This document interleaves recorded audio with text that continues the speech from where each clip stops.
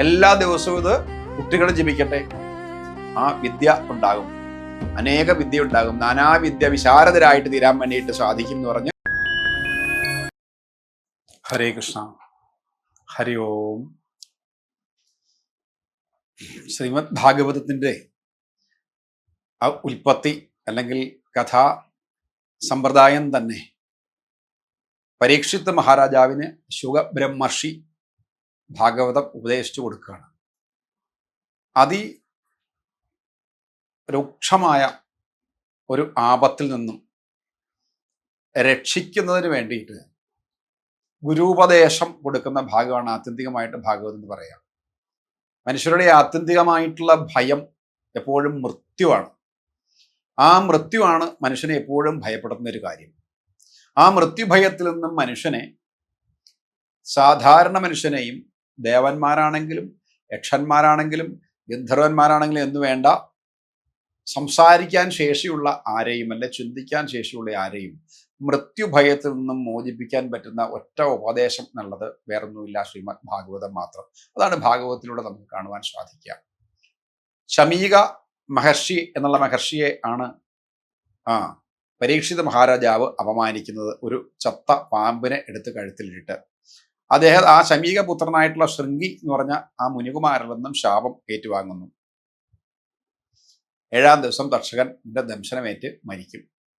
അതിൽ നിന്നും രക്ഷ നേടുന്നതിനാണ് പരീക്ഷിത് മഹാരാജാവ് ഈ കാര്യങ്ങൾ, കോലാഹലങ്ങളൊക്കെ ഉണ്ടാക്കിയെന്നർത്ഥം. എങ്ങനെയെല്ലാം രക്ഷപ്പെടാം. അങ്ങനെ പ്രായോപവേശോ രാജർഷേ വിപ്രശാപാൽ പരീക്ഷിത. പ്രായോപവേശം ചെയ്ത് ആ പരീക്ഷിത് മഹാരാജാവ് ഗംഗാതീരത്തിൽ ഇരിക്കുന്ന സമയം ശുഗബ്രഹ്മർഷി പറഞ്ഞു കൊടുക്കുകയാണ്, ഈ ആപത്തിൽ നിന്നും, ഈ മൃത്യുഭയത്തിൽ നിന്നും രക്ഷ നേടാൻ വേണ്ടിയിട്ട് വേറെ ഒരു മാർഗവും ഇല്ല. അത് ആ ഭഗവത് സ്മരണ മാത്രമേ ഉള്ളൂ. ശ്രീമദ് ഭാഗവതം 7 ദിവസമായിട്ട് കേൾക്കുക. ആദ്യത്തെ സപ്താഹം അവിടെയാണ് നടക്കുന്നത് പറയില്ലേ. ഭാഗവതത്തില് മഹാത്മ്യത്തിൽ പറയുന്നുണ്ട്, ശ്രീമദ് ഭാഗവതം സപ്താഹമായിട്ട് ആത്മദേവൻ എന്നുള്ള ബ്രാഹ്മണന്റെ ആ കഥ പറഞ്ഞുകൊണ്ട്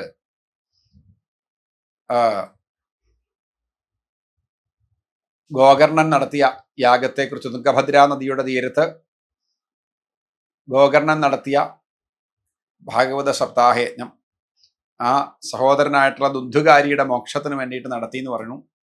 അത് മഹാത്മ്യത്തിൽ പറഞ്ഞു. ഇവിടെ ശ്രീമദ് ഭാഗവതത്തില് പരീക്ഷിത് മഹാരാജാവിന് 7 ദിവസം ഭഗവാന്റെ കഥകൾ അങ്ങനെ പറഞ്ഞു കൊടുക്കുന്നു. തക്ഷകൻ എന്നുള്ളതൊരു, തക്ഷകൻ ദംശിച്ചാൽ തനിക്കൊന്നുമില്ല എന്നുള്ളൊരു ബോധ്യം ആ പരീക്ഷിത് മഹാരാജാവിൻ്റെ ഉള്ളിലുണ്ടാവുകയാണ്. അതെങ്ങനെ അങ്ങനെ സാധിക്കുക? തക്ഷകൻ എന്ന് പറഞ്ഞാൽ വിഷമാണ്, ഉഗ്ര വിഷമുള്ള സർപ്പമാണ്.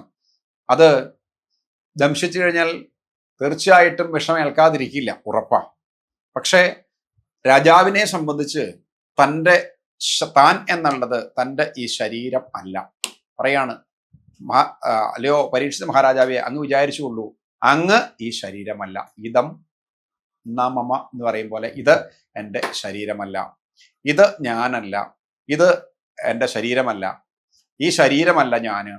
പിന്നെ എന്താണ് സത്യമായിട്ടുള്ളത്? ആത്മാവാണ്. ഇത് അങ്ങ് ബോധ്യപ്പെടുത്തുക. രാമായണത്തിലും ഇതേ അനുഭവം തന്നെയാണ് അല്ലേ. ലക്ഷ്മണോപദേശത്തിലൊക്കെ പറഞ്ഞു കൊടുക്കുന്നതാ, ദൃശ്യമായുള്ളൊരു രാജ്യദേഹാദിയും വിശ്വവും നിശേഷധാന്യധനാദിയും സത്യമെന്നാകിലേ തൽപ്രയാസന്തവയുക്തമതല്ലായിൽ എന്തതിനാൽ ഫലം. ശ്രീരാമദേവൻ ഭഗവാൻ വനത്തിൽ വെച്ച് അതികോപിഷ്ഠനായിട്ട് നിൽക്കുന്ന ലക്ഷ്മണകുമാരന് രാമായണത്തിൽ പറഞ്ഞു കൊടുക്കുന്നുണ്ട്. അങ്ങനെ അതുപോലെ ഇവിടെ പരീക്ഷിത് മഹാരാജാവിന് പറഞ്ഞു കൊടുക്കുകയാണ്, അങ്ങ് ഈ ശരീരമല്ല. അതുകൊണ്ട് തക്ഷകൻ വന്ന് അങ്ങനെ ഒന്നും ചെയ്യാൻ പറ്റില്ല. ആത്മാവെന്ന് പറഞ്ഞാണ് സത്യം. അതിനെ നശിപ്പിക്കാൻ വേണ്ടിയിട്ട് ഒരിക്കലും പറ്റില്ല. ഭഗവത്ഗീതാവചനം, നൈനം ചിന്തന്തി ശസ്ത്രാണി നൈനം ദഹതി പാപക ന ചൈനം ക്ലേദയന്ത്യാപോ ന ശോഷയതി മാരുത. സാധ്യമില്ല. ശസ്ത്രാണി ന ഏനം ചിന്തന്തി. ശസ്ത്രങ്ങളെ കൊണ്ട്, അസ്ത്രശസ്ത്രങ്ങളെ കൊണ്ട് ആത്മാവിനെ നശിപ്പിക്കാൻ വേണ്ടിയിട്ട് സാധിക്കില്ല. അത് ശരീരത്തെ നശിപ്പിക്കാൻ വേണ്ടേ സാധിക്കൂ. ഇനി നൈനം ദഹതി പാവക, വളരെ ജനറൽ ആയിട്ടുള്ള ശ്ലോകമാണിത്, ഗീതാ ശ്ലോകം. ദഹിപ്പിക്കാൻ വേണ്ടിയിട്ട് സാധിക്കും. അഗ്നിക്ക് ദഹിപ്പിക്കാൻ, എൻ്റെ ശരീരത്തെ ദഹിപ്പിക്കാൻ സാധിക്കും, പക്ഷേ അതിൻ്റെ ഉള്ളിലുള്ള ആത്മചൈതന്യത്തെ നശിപ്പിക്കാൻ വേണ്ടിയിട്ട് സാധിക്കില്ല. അത് ഇല്ലാതാക്കാനും പറ്റില്ല, നശിപ്പിക്കാനും പറ്റില്ല, സൃഷ്ടിക്കാനും പറ്റില്ല. അതാണല്ലോ ആത്മാവിൻ്റെ ശക്തി. ആധുനിക ശാസ്ത്രം പോലും അംഗീകരിക്കുന്ന കാര്യം അതല്ലേ. അപ്പൊ ഈ കാര്യം അങ്ങോട്ട് പറഞ്ഞ് ആർക്ക് ബോധ്യമായി കൊടുത്തു? പരീക്ഷിത്ത് മഹാരാജാവിന് ബോധ്യമായി കൊടുത്തു. ഇനി തക്ഷകൻ എന്നുള്ളതല്ല, ആര് വന്ന് ദഹിച്ചു കഴിഞ്ഞാലും തനിക്കൊന്നും സംഭവിക്കില്ല എന്നുള്ള പരിപൂർണ ബോധ്യത്തോടു കൂടി, പരിപൂർണ ധൈര്യത്തോടു കൂടി മഹാരാജാവിനെ, പരീക്ഷിത മഹാരാജാവിനെ ശുഗബ്രഹ്മർഷി ഉപദേശം കൊടുക്കുന്ന ഭാഗമാണ് യഥാർത്ഥത്തിലുള്ള ഭാഗവതത്തിലെ പ്രധാനപ്പെട്ട ഭാഗം തന്നെ. അത് ശുഗബ്രഹ്മ സാരസ്വതം എന്നുള്ള അറിയപ്പെടുന്ന ഒരു സ്തുതിയുണ്ട്. ശുഗബ്രഹ്മ സാരസ്വതം വളരെ വിശേഷമാണ്. അത് ഈ സ്തുതി ഭക്തന്മാർക്ക് ജപിക്കാനാണ്. പറഞ്ഞു വന്ന കഥയുടെ സാരാംശം എന്താ? ഈ കഥകളിലൂടെ വജോവിഭൂതിരുന്നത് പാരമാർത്ഥികം. ഇത് സത്യമാണ് എന്ന് പറയാണ്. വെറും വജോവിഭൂതി മാത്രമല്ല, അല്ലയോ ഭക്തജനങ്ങളെ, ഭാഗവത സ്വരൂപികളായ, പ്രണവസ്വരൂപികളായിട്ടുള്ള ഭക്തജനങ്ങളെ, നിങ്ങൾക്ക് ആ ഭഗവത് സ്മരണയ്ക്ക് വേണ്ടിയിട്ട്, ഭാഗവത മാർഗത്തിലേക്ക് പോകുന്നതിന് വേണ്ടിയിട്ടുള്ള സ്തുതിയാണ് ഇതിൽ പറയുന്ന സ്തുതികളൊക്കെ. അത് നിങ്ങൾ ജപിച്ചുകൊള്ളുവിൻ എന്നാണ് ഈ പറയുന്നതിനർത്ഥം. അതല്ലാതെ കഥകൾ മാത്രം കേട്ടിട്ട് ആയുടെ ആ സാരസ്യത്തിലും അല്ലെങ്കിൽ സ്വാരസ്യത്തിലും ഒക്കെ ലയിച്ച് ഇരുന്നു കൊണ്ട് അനുഭൂതി കൊള്ളാൻ വേണ്ടിയിട്ടല്ല പറഞ്ഞത്, ജീവിതത്തിലേക്ക് പ്രാവർത്തികമാക്കണം എന്നാണ് പറഞ്ഞിരിക്കുന്നത്. ഈ ബ്രഹ്മ സാരസ്വതത്തിന്റെ ഏറ്റവും വലിയ ഗുണം വിദ്യാപ്രാപ്തിയാണ്.